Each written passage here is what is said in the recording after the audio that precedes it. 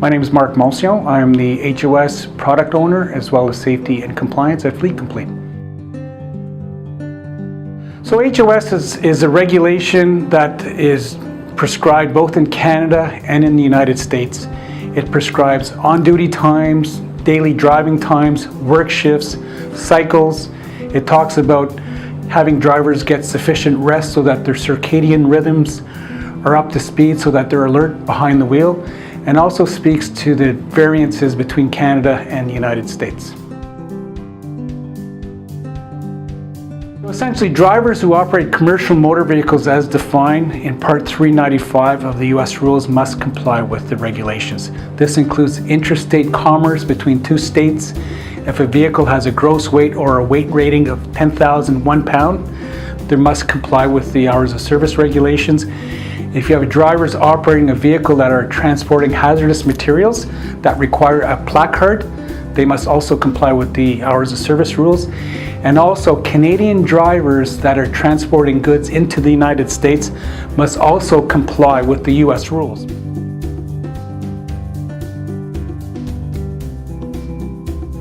In every rule, you have exemptions. In the case of the United States, one of the exemptions is a 100-mile radius rule. And that essentially is a driver who operates within the radius of 100 miles must return to his principal place of business within 12 hours and take the required time off.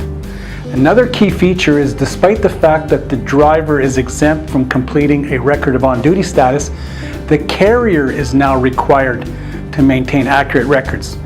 So you can appreciate how this hours of service solution that Fleet Complete offers could help these short haul operators, because it will provide accurate records that the carrier must now comply with. And there are several instances of short haul radius operators being charged for not having accurate records.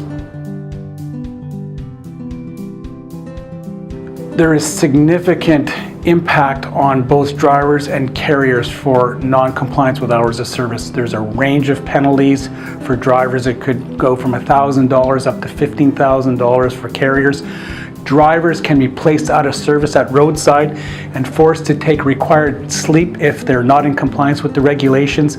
This can impact upon business because, as you can appreciate, someone's goods are actually stopped in transit until they can find a compliant driver to complete the move. Frequent hours of service violations are noted by the regulator.